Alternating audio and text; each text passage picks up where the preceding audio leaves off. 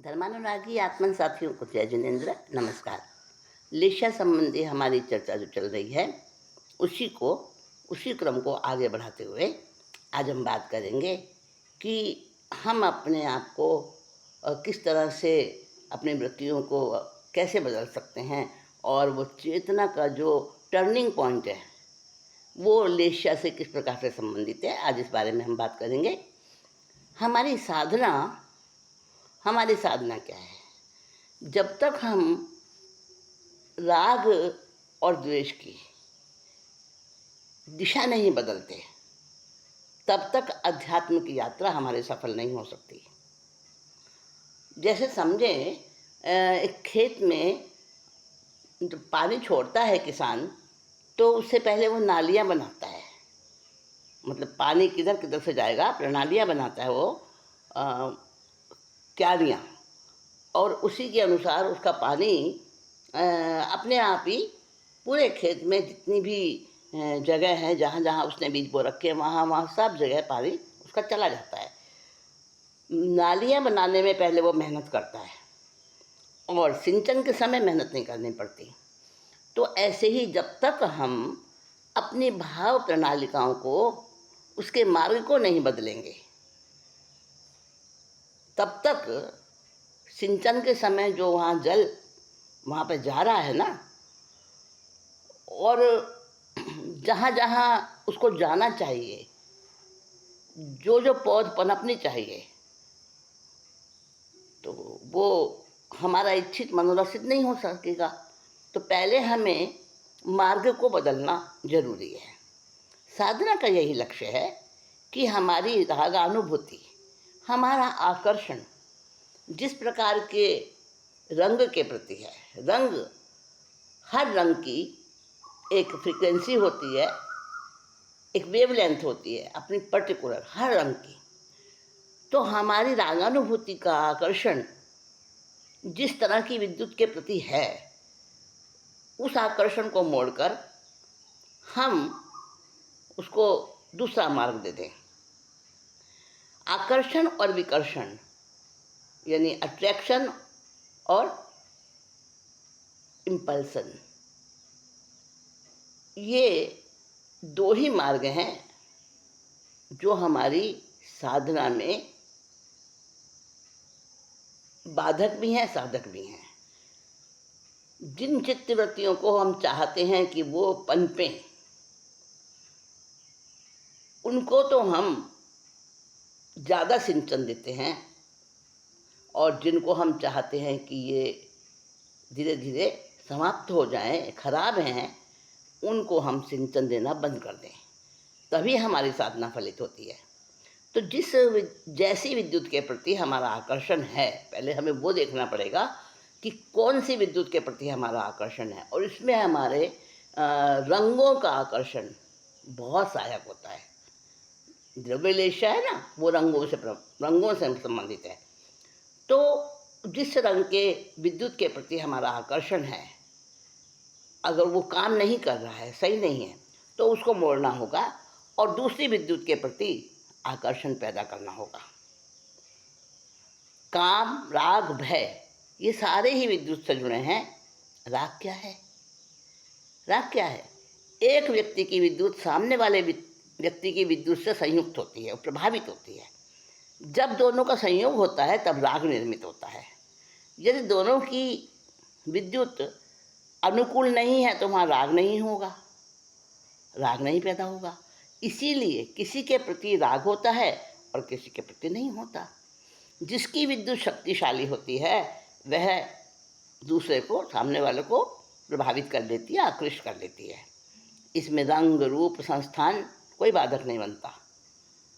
कुरूप स्त्री के प्रति सुंदर युवक का भी कई बार आकर्षण होता है। विचित्र लगे परंतु सही है। विद्युत की अनुकूलता से ऐसा अजीब संयोग भी उत्पन्न होता है कि उसकी व्याख्या दूसरे लोग समझ ही नहीं पाते हैं। मुग्धता रंग, संस्थान या आकृति के प्रति नहीं, विद्युत के प्रति होती है। मेन चीज़ तो विद्युत है। हमें वो रंग दिखता है, बाहर से आकृति दिखती है, परंतु अंदर में उस विद्युत से संबंधित होता है। विद्युत विद्युत को पकड़ती है, उसी को बांधती है। स्त्री का कटाक्ष, स्त्री का कटाक्ष क्या है? वो मस्तिष्क का द्वार यानी जो आँख है उसके माध्यम से सामने वाले व्यक्ति की तरफ उस स्त्री की विद्युत जाती है और उसकी जो खुद की उस स्त्री की जो अपनी पर्टिकुलर विद्युत है उससे टकराती है। हमारे सबके मस्तिष्क की विद्युत आँखों से सामने वाले को अटैक करती है और उस पर प्रभाव डालती है।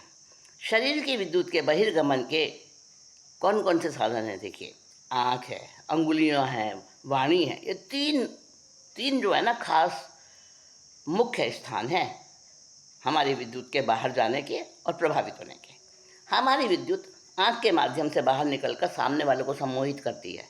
जो व्यक्ति ज्ञान के प्रति, धर्म और आत्मा के प्रति अपनी ऊर्जा को मोड़ देता है, उसकी काम ऊर्जा शिथिल हो जाती है, रागानुभूति घटती जाती है और जिस राग प्रणालिका से बहता हुआ जो जल जो सेक्स को सींचता था, पहले सेक्स को पल्लवित करता था, उसको पनपाता था, वह मार्ग धीरे धीरे हल्का मंद होता है, फिर बंद हो जाता है और नया मार्ग खुल जाता है।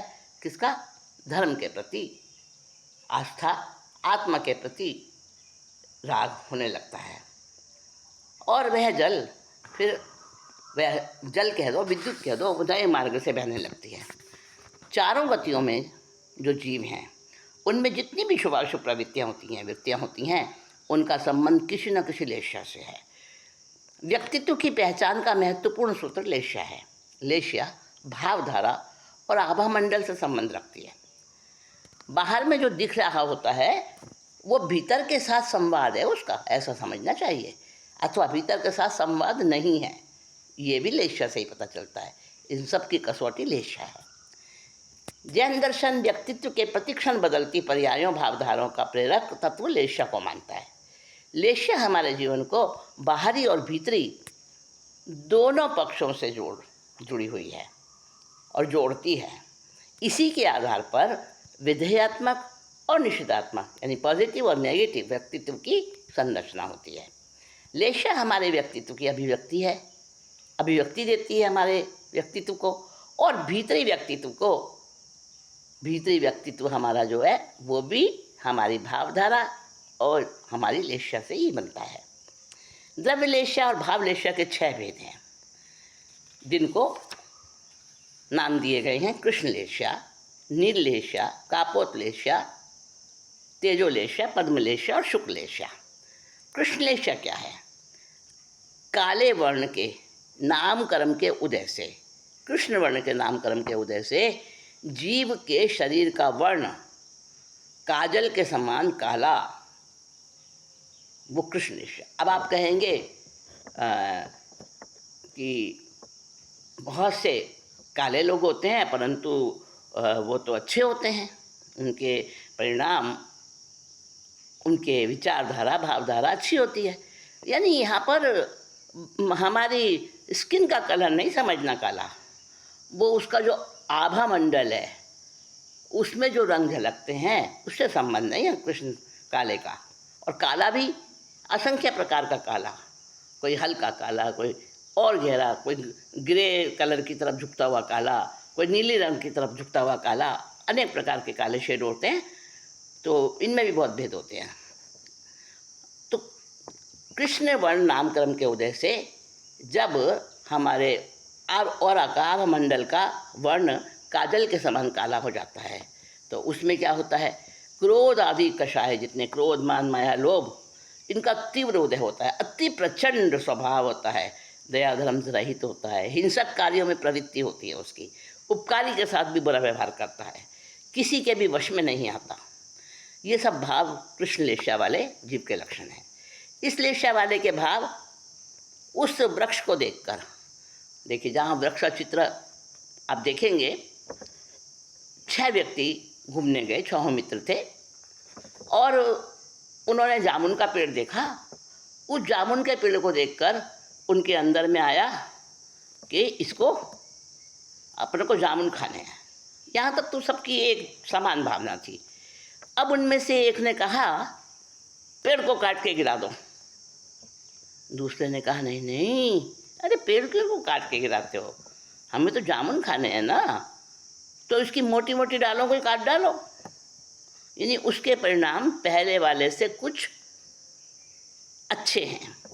तीसरे ने कहा, मोटी मोटी डाली को काटते हो, छोटी डाली काट लो, वही बहुत है हमारे लिए। तो इस तरह से उनके परिणाम। और आखिर छठा जो है, वो छठा तो अलग ही विचार रख रहा है, शुक्लेशा है उसकी।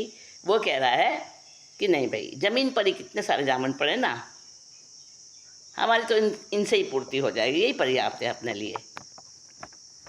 तो 6 व्यक्ति हैं, तो जिसके जड़ मूल से उखाड़ कर फल खाने के भाव होते हैं, समझो उसकी कृष्णलेशा है।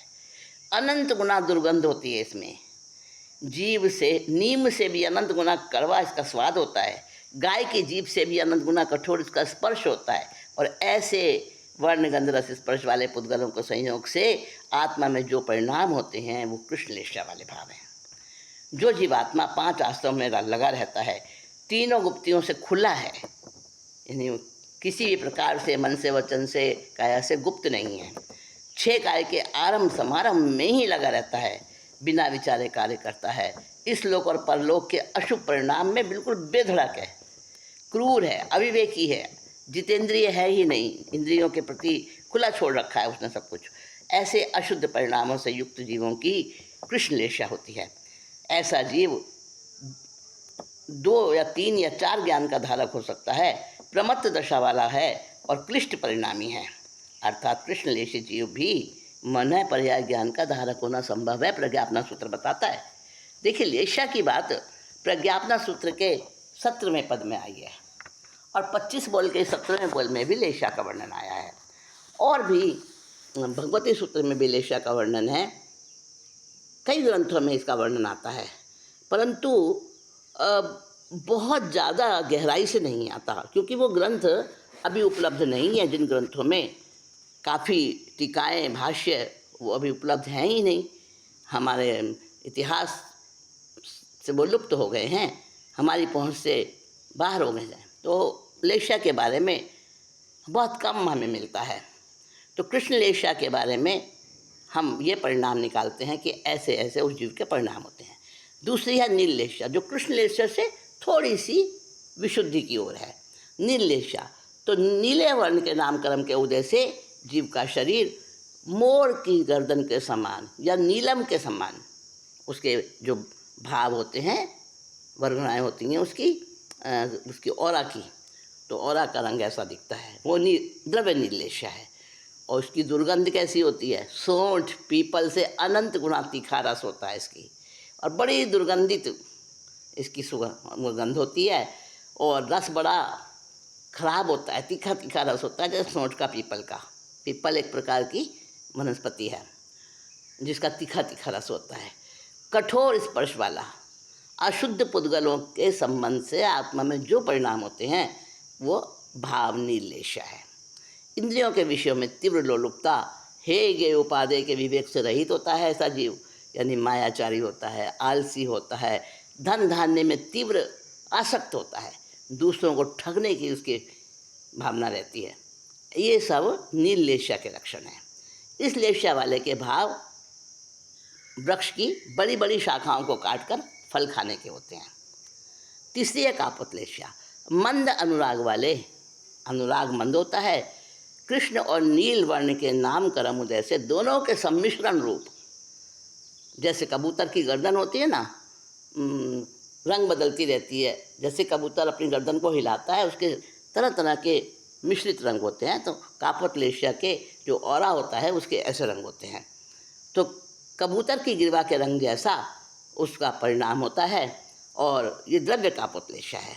और भाव कापोतलेशा क्या है कि वचन से वो टेढ़ा मेढ़ा बोलता है, आचरण से भी टेढ़ा होता है, जरा जरा सी बात पर रुष्ट हो जाता है, दूसरों की निंदा करने वाला, चोर, मत्सरी, अपना प्रशंसा करने वाला अपनी बातों की, और दूसरों को अपमान करने वाला, खुद को ऊंचा सिद्ध करने वाला, अविभाषी, अविश्वासी, अविवेकी, ये सब कापोतलेशा वाले जीव के लक्षण हैं।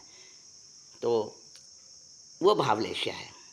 तो द्रव्यलेशा कैसी है, कबूतर के गर्दन के जैसे रंग होते हैं, कच्चे आम से भी तीखा इसका स्वाद रस होता है और महादुर्गंध वाला इसकी गंध होती है ऐसी। और कठोर स्पर्श वाले पुद्गलों के संबंध से आत्मा में जो परिणाम होते हैं वो कापोतलेशा, भाव कापोतलेशा है। तो ये इसके इसके कैसे परिणाम होते हैं कापोतलेशा वाले? जो 6 व्यक्ति गए हैं ना, तो उनमें से जो कह रहा है छोटी छोटी टहनियाँ काट लो और फल खा लो, उसके ऐसे भाव में वो कापोतलेशा वाला है।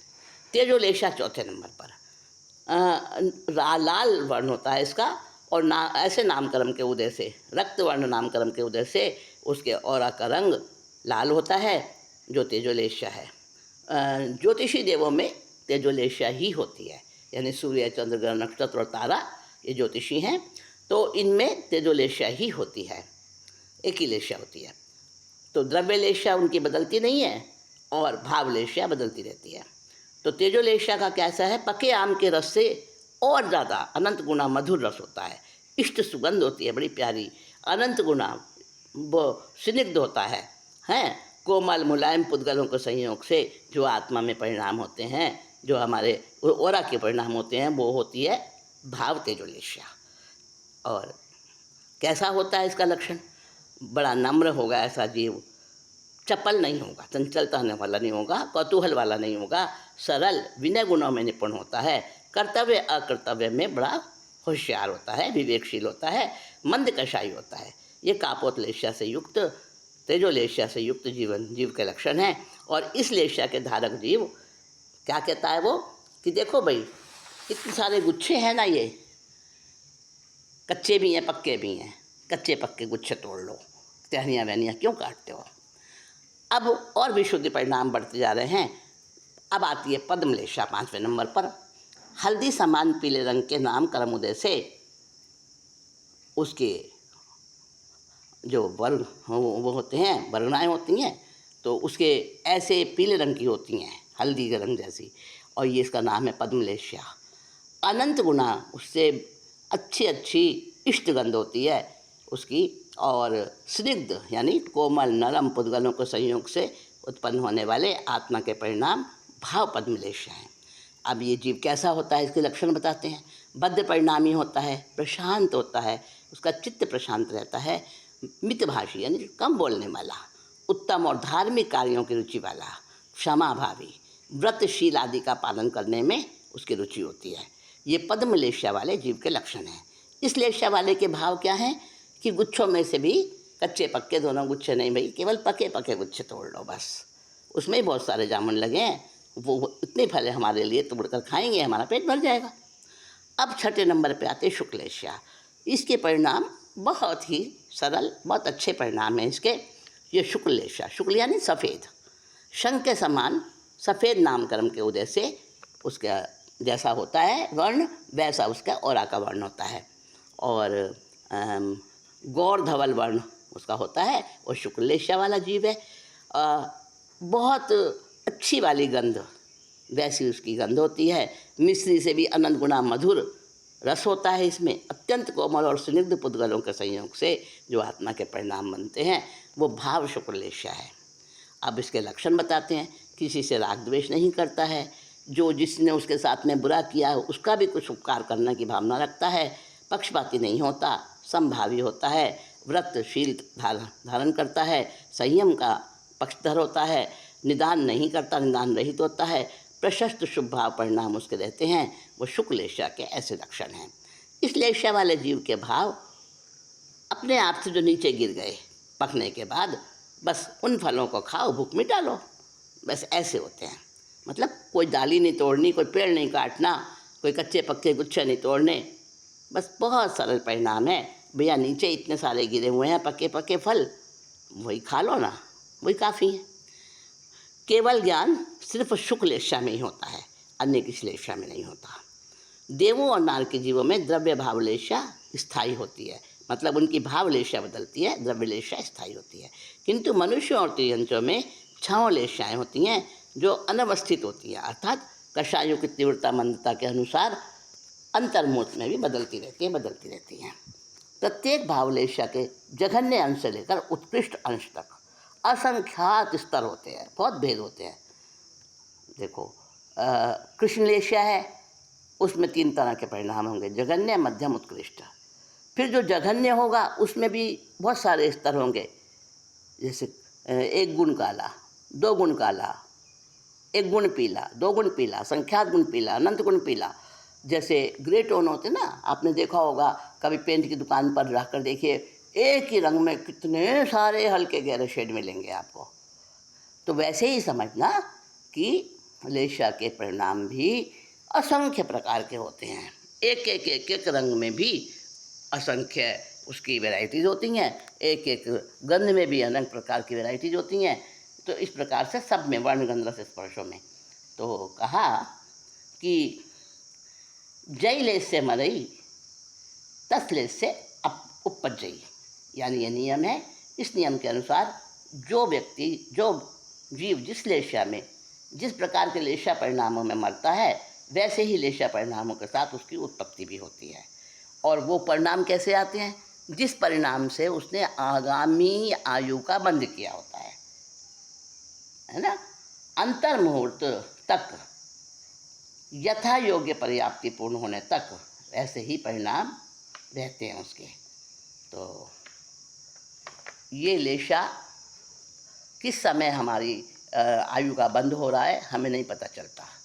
तो जैसा आयु का बंध जिस लेशा परिणाम में होगा, वही लेशा परिणाम अंतिम समय में आएगा, और वही आगे वाले भव में वो जन्म के समय अंतर्मूल तक रहेगा। तो हमें क्या करना, हमें पता नहीं चलता, मालूम नहीं कितनी हमारी आयु है और कब आयु का बंध हो रहा है आगामी भव की। तो हर समय परिणामों को शुद्ध रखना, ये तो हम कर सकते हैं। जिस प्रकार कारण रूप मिट्टी साधन संयोग से घट आदि कार्य रूप बन जाता है, जैसी मिट्टी है वैसा ही उसका बर्तन बनेगा, ठीक है ना। जैसा साधन होगा वैसा ही कार्य होगा। तो कृष्ण लेशा भी समय पाकर, अनुकूल साधन संयोग को पाकर निर्लेशा में परिणत हो जाती है। ऐसी स्थिति में कृष्ण और निर्लेशा में बस थोड़ा ही भेद रह जाता है, मौलिक भेद नहीं रहता, औपचारिक भेद हो जाता है। तो कृष्ण से निर्लेशा में आता है, नील से फिर कापोत में आता है। ऐसे विशुद्धि की ओर बढ़ता बढ़ता कापोत से तेजो में, पद्म में, फिर शुक्ल में, फिर परम शुक्ल में भी आता है। तो प्रज्ञापना सूत्र में जहाँ 17वें पद में लेशा का वर्णन आया है, तो एक लेशा से दूसरे लेशा के भावों को प्राप्त करके और उस प्रकार से उसका परिणाम बदलते हैं। कैसे बदलते हैं ये पूछा, कारण तो भगवान महावीर ने वहाँ बताया कि जिस प्रकार छाछ का संयोग मिलने पर दूध अपने गुणों को छोड़ देता है और छाछ में परिणत हो जाता है। जैसे स्वच्छ वस्त्र होता है, अब उसको आप रंगते हो तो जिस रंग का रंग उसी रंग में वो परिणत हो जाता है। वैसे ही कृष्ण लेशा भी निर्लेशा का संयोग पाकर वैसे स्पर्श वर्ण गंध में परिणत हो जाती है। ऐसा परिणत तिर्यंच और मनुष्यों में पर्याय की अपेक्षा समझना चाहिए। छहों लेशाएँ एक दूसरे में बदल जाती हैं, बदल सकती हैं। वैडूर्य मणि और रंगीन धागे का उदाहरण है। मतलब आत्मा में फर्क नहीं पड़ता उससे, ये पर्याय में फर्क पड़ता है, पर्याय बदलती है।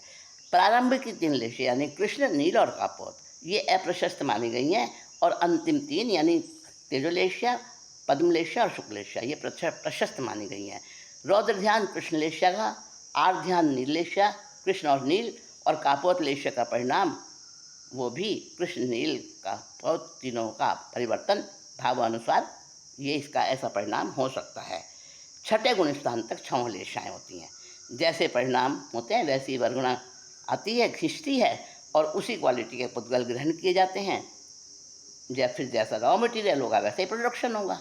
जैसे कर्म वर्गनाएँ जिस वर्ण की, जिस गंध की जैसे स्पर्श वाली आएंगी, उसी अनुसार अच्छे बुरे विचार बनते हैं।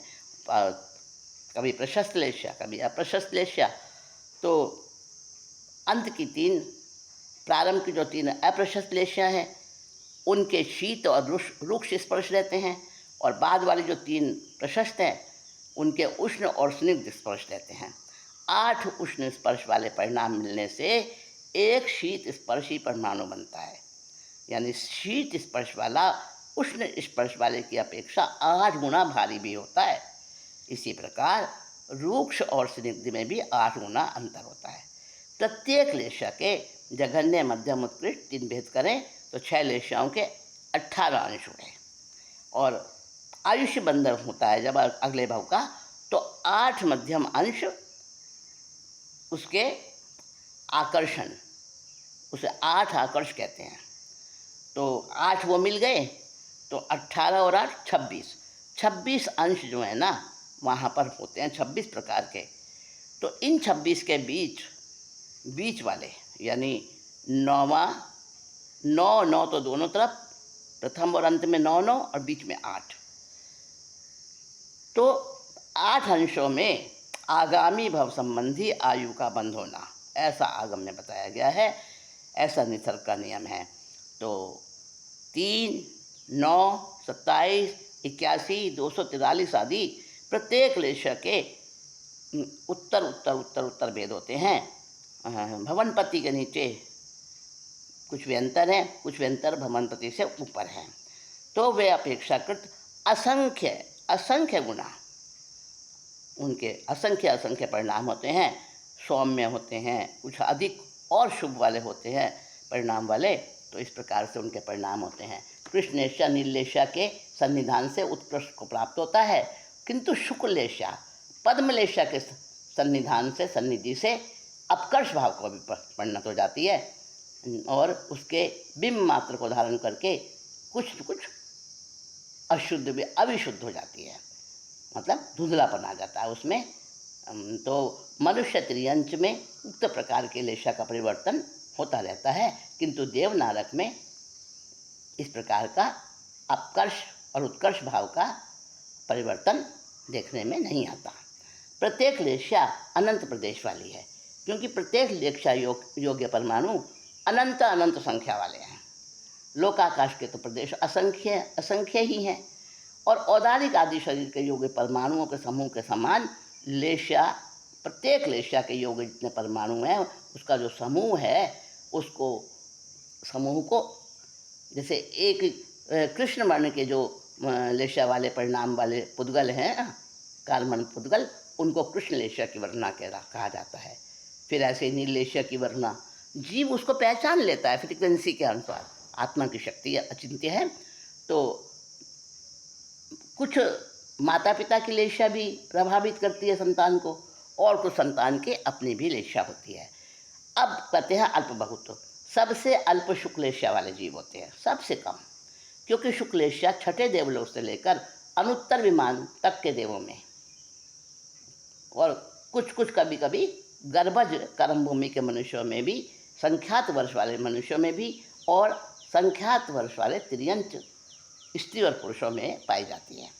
उनकी अपेक्षा पद्मलेशा वाले जीव संख्यात गुना होते हैं, सबसे कम शुक्लेशा वाले, और फिर उनकी अपेक्षा पद्मलेशा वाले संख्यात गुना, क्योंकि पद्मलेशा संख्यात वर्षीय मनुष्य त्रियंच और गर्भज स्त्री पुरुषों में पाई जाती है, और ये सनत कुमार, लांतक देव आदि से संख्यात गुना होते हैं।